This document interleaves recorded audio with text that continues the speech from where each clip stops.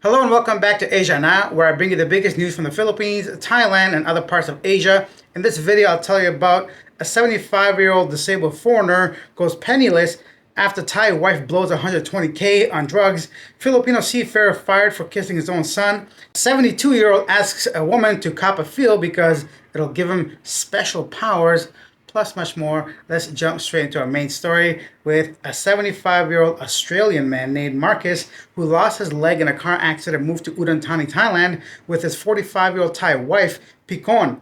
She was his main caregiver, but after receiving all of Marcus's savings, including the proceeds from selling their Bangkok home for 4 million baht, that's about $120,000, she became addicted to the yaba and spent all the money on shabu. Recently, Picon went on a drug-fueled rampage and was sent to rehab, leaving Marcus alone, disabled, and with only 1,520 baht, like 50 bucks basically.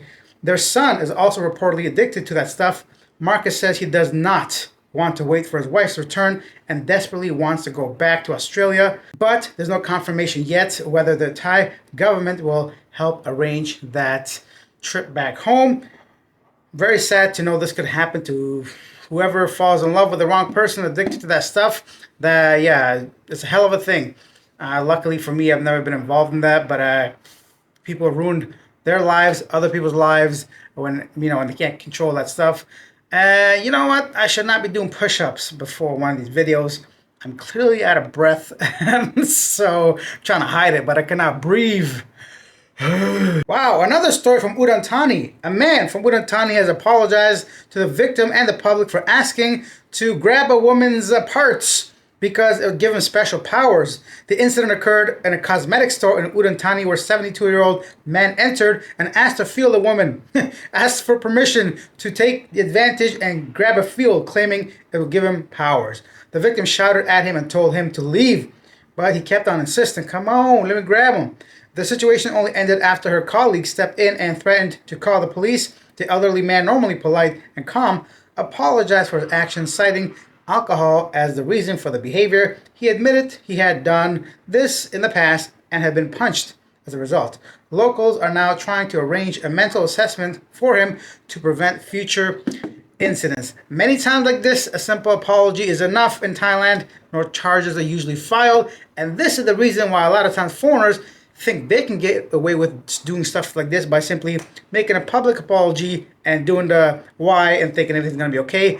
Times have changed. People are actually starting to take accountability, or at least expecting accountability for people's actions. We'll come back to Thailand in a minute, but a Filipino seafarer loses job over misunderstanding of family video. A Filipino cruise ship worker, Romeo Samonte, was removed from his job after U.S. authorities flagged a personal home video of him and his wife affectionately greeting their 3-year-old son by kissing him. Samonte said the clip taken on Valentine's Day was a harmless family moment and not shared publicly. Despite cooperating fully with investigators, his contract was terminated, forcing him to work as a taxi driver in the Philippines to support his family. He is appealing to return to work, even in lower position. The Department of Migrant Workers is reviewing similar cases involving other Filipino seafarers. First, I'll tell you what Mr. Tolfo said. I'll give you guys some details about this right after. Senator Rafi Tolfo warned Filipino seafarers on board ships entering United States territorial waters against downloading online content on their mobile phones, especially those prohibited under U.S. law, such as content involving people who are not 18 yet. So this is all kind of hand in hand, right? So remember a couple months ago, I talked about 17 Filipinos were deported even though they were on cruise ships and had working visas because U.S. officials said that they had explicit content on their phones, and this ties back into all that, right? So which is it? I wonder, are all these seafarers downloading that kind of stuff and watching it when they're on the ship or whatever, or the U.S. government using this as a reason to simply kick them out because one or two or all of them had something on their phone? I'm certain with some more investigation and proper reporting, somebody has the answer.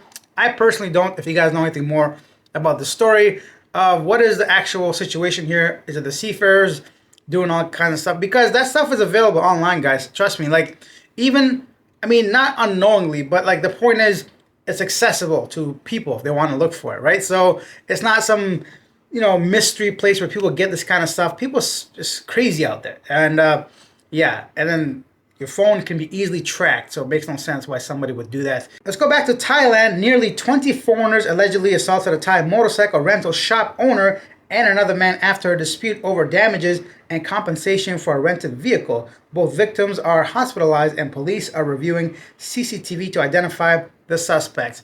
Now, whether the guy was in the right or not to do this in a foreign country as a foreigner traveling is wild, in my opinion. Yeah, so this is one of those situations whenever I rent anything like a motorcycle or an apartment, I always like take a video of everything, in front of the people. Like, I don't try to hide it or be embarrassed. No, I pull that phone out and just go, wee, like say the date and everything, point out every single little scratch so they know that they can't pull anything over me, and I know what are the damages to the motorcycle, to the apartment, or the car I'm renting. I've even rented cars before, not personally with people I'm with, but we do it all the time because, I'm not trying to be surprised that my last day to fly out, to say, nah, we're not going to let you go. We have your license or whatever because you damaged something. And this is a con sometimes done by any country I've been to, even jet skis especially, they're famous for this. They say, yeah, you damaged this, so you have to pay now. Some people, they have no, and the police can be on it too, right? So you say, no, I'm going to call the cops. They're like, all right, go ahead. And the beach cop comes like, yeah, you did it. You got to pay for it. You're going to go to jail. So that's one side of the story. The other side is these guys actually did damage it and they didn't want to pay for the damages, or they couldn't agree to an actual amount. The owner probably got upset and those guys reacted violently. Anyhow, so that is that. One more story about Thailand and something similar, but this time involving Indians and ladies of the night. A Thai worker at night on the beach, you know what I'm talking about, assaulted an Indian man after he grabbed her and said it was too small. The Indian man approached the Thai woman and asked how much the service cost. She replied 3,000 baht. Whoa, it's getting expensive. He then suddenly touched her chest, it says, rejecting the service, and made a comment that they were too small. The woman became angry and began slapping and attacking the man. The incident ended after the police intervened and both agreed to apologize. With the rise of Indian nationals arriving in Thailand, especially Pattaya, a lot of complaints going on and a lot of disputes, as well as a lot of hatred and bigotry and racism, all the stuff, what's the word I'm looking for? As a result of some of the behavior happening, right? So that's what happens. Once one of you guys do something, eventually, or two of you guys, 10 of you guys, 100 of you guys, all of the people from your country gets perceived to be that way. And I know a lot of Thai workers don't appreciate a certain demographic when they come through because of their refusal to spend a lot of money. There's a whole underbelly to this stuff that I don't want to even get involved with, talk about. But this is what happened. I wonder who actually did what. And if you're going to do something like that, just walk away if it's not to your, to your liking. There was another story of them going to the police because they weren't happy with the size once the woman had showed them.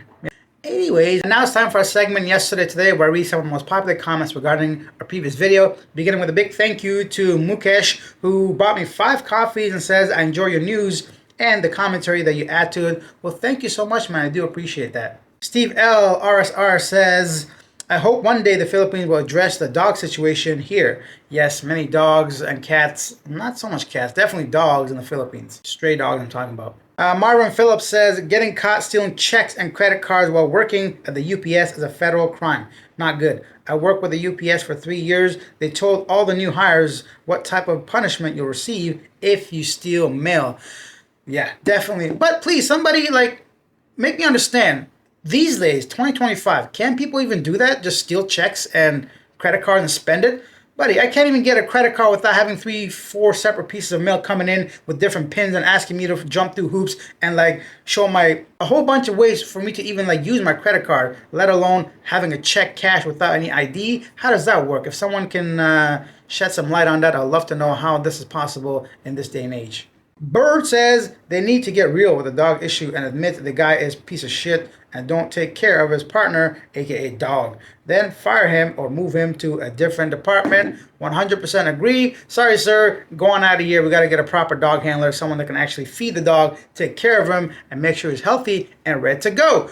Guess what? I'm ready to go, but I got one more comment to read. Johnny says, hi Alex, I voted you as one of my top 8 favorite vloggers in the Philippines. Hey-oh, others voted for negative vloggers, not surprised. I like your daily content and your humor.